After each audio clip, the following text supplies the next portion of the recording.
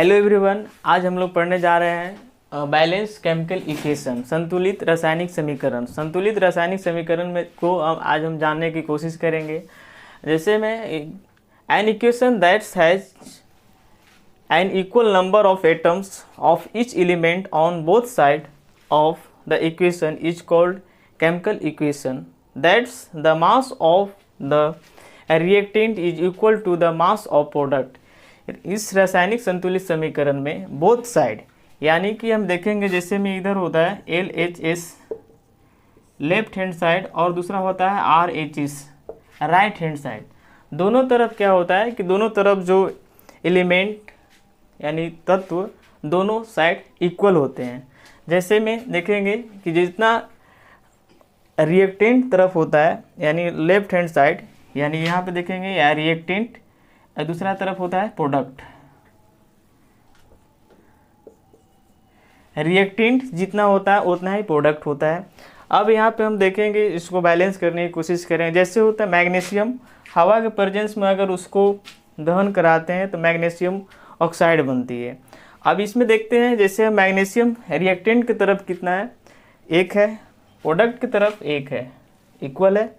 दूसरा देखेंगे oxygen, oxygen कितना है, रिएक्टेंट की तरफ 2 है, प्रोडक्ट की तरफ 1 है, एक ज़्यादा है, इसलिए हम क्या करेंगे, उसको बैलेंस करने की कोशिश करेंगे।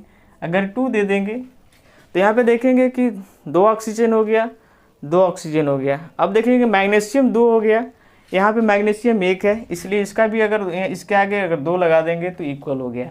ये रिएक्शन बैलेंस हो गया। जितना रिएक्टेंट है उतना प्रोडक्ट है, दोनों तरफ जो एलिमेंट है तत्व हैं वो इक्वल हैं। दूसरा है H2 + O2, दोनों को अगर रिएक्शन करने के बाद वाटर का फॉर्मेशन होता है, लिक्विड बनता है। अब देखते हैं, जैसे हाइड्रोजन है, 2 रिएक्टेंट की तरफ, 2 प्रोडक्ट की तरफ इक्वल है। लेकिन अब दूसरे देखेंगे ऑक्सीजन को देखते हैं, ऑक्सीजन कितना है, 2 है, और इधर कितना है, 1 है, तो इक्वल नहीं है। अब कोशिश करेंगे इक्वल करने के लिए, तो अगर हम इसके आगे 2 लगा दें तो ऑक्सीजन कितना हो गया, अब ऑक्सीजन 2 हो गया, हाइड्रोजन कितना हो गया, 4 हो गया।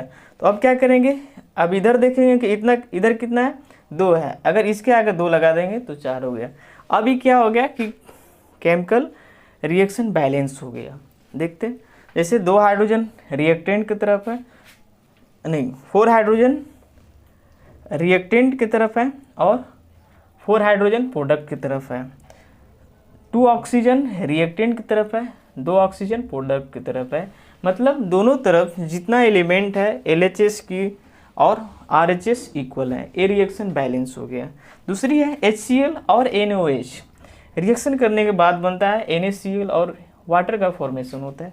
अब इसमें क्या है कि इसमें देखेंगे सोडियम कितना है, रिएक्टेंट की तरफ 1 है और प्रोडक्ट की तरफ 1, इक्वल है। दूसरा है HCl है, HCl कितना है, रिएक्टेंट की तरफ 1 है, प्रोडक्ट की तरफ 1 है, इक्वल है। अब दूसरा क्या है, हाइड्रोजन क्या है, 1 इधर, ये 2 है, और इधर भी क्या है, 2 है, 1 ऑक्सीजन है, यहाँ पर 1 ऑक्सीजन है। यानी ये रिएक्शन क्या है, पूरी तरह से बैलेंस है। जितना रिएक्टेंट है उतना ही प्रोडक्ट है, मतलब ये क्या है, पूरी तरह से बैलेंस है। तो अब इसको हम बैलेंस करने की ज़रूरत ही नहीं है। दूसरा है क्या, HCl + NH3 और NH4Cl बना। अब देखेंगे हाइड्रोजन कितना है, इधर रिएक्टेंट की तरफ 2, 1 और 3, 4 हो गया, इधर भी 4 है, इक्वल है। नाइट्रोजन कितना है, इधर प्रोडक्ट की तरफ 1 है, रिएक्टेंट की भी तरफ 1 है, इक्वल है। क्लोरीन कितना है, 1 है, प्रोडक्ट रिएक्टेंट की तरफ, दूसरा है प्रोडक्ट की तरफ 1 है। मतलब ये भी रिएक्शन क्या है, बैलेंस है, ये भी क्या है, बैलेंस है, और सब रिएक्शन ये बैलेंस हो चुका है। मतलब इसमें मेन देखना है कि जितना LHS तरफ और RHS तरफ, दोनों तरफ क्या करते हैं, बैलेंस करते हैं। इसमें कोशिश करते रहना है कि बैलेंस करते रहना है, या तो ज़्यादा से ज़्यादा होगा कि एक बार नहीं बैठेगा, दूसरी बार ट्राई करेंगे। मतलब इसको बैलेंस करते रहना है और एक ऐसा होगा कि बैलेंस हो जाएगा। 5 नंबर CH4 + O2 रिएक्ट करके बनता है CO2 + वाटर का फॉर्मेशन होता है।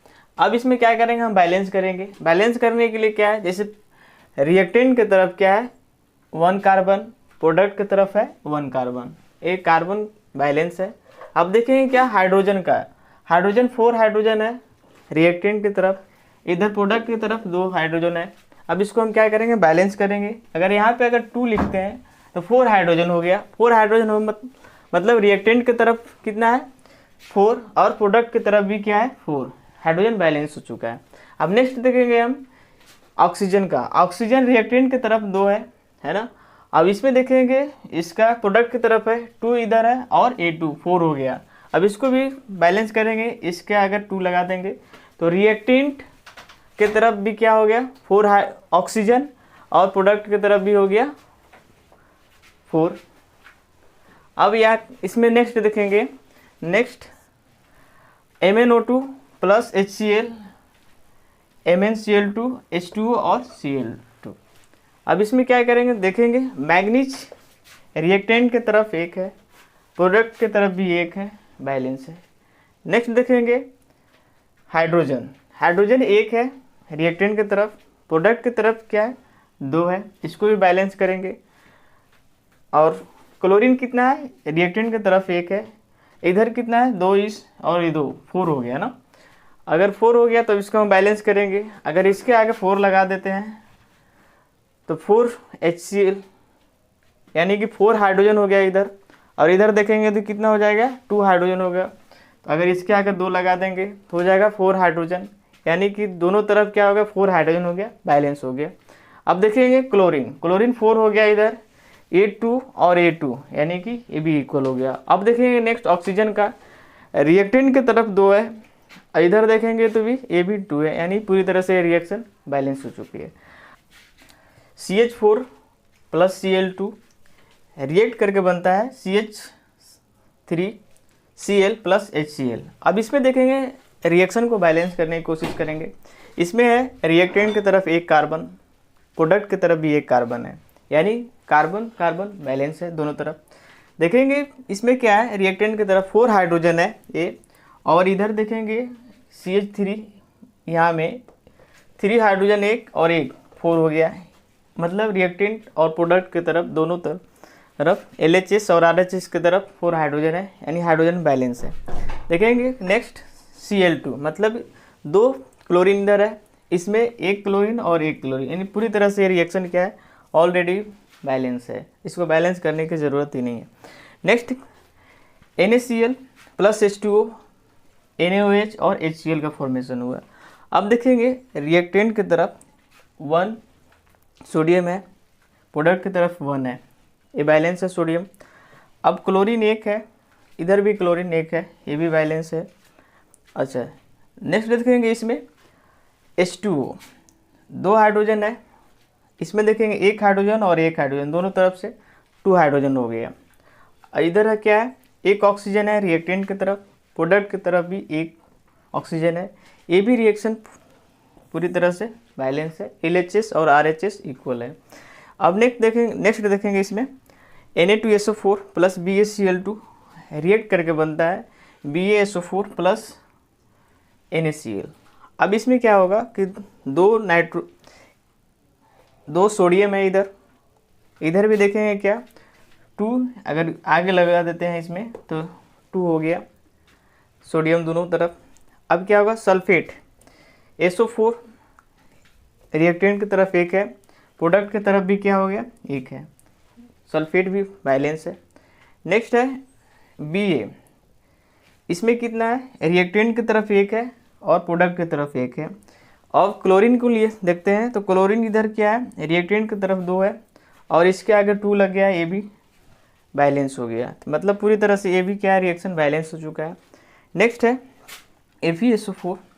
अब ये क्या होता है कि टूटने के बाद Fe2O3 और SO2 और SO3 का फॉर्मेशन होता है। अब नेक्स्ट देखेंगे आयरन कितना है, इधर रिएक्टेंट की तरफ 1 है और प्रोडक्ट की तरफ 2 है। अगर इसके अगर हम 2 आगे लगा दें तो 2 आयरन रिएक्टेंट की तरफ 2 प्रोडक्ट की तरफ, ठीक है।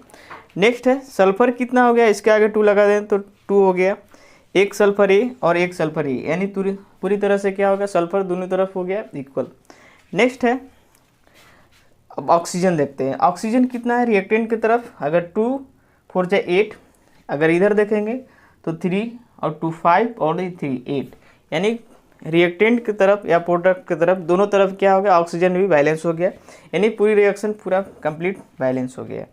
अब नेक्स्ट देखेंगे Pb प्लस CuCl2 और PbCl2 और कॉपर का फॉर्मेशन होता है।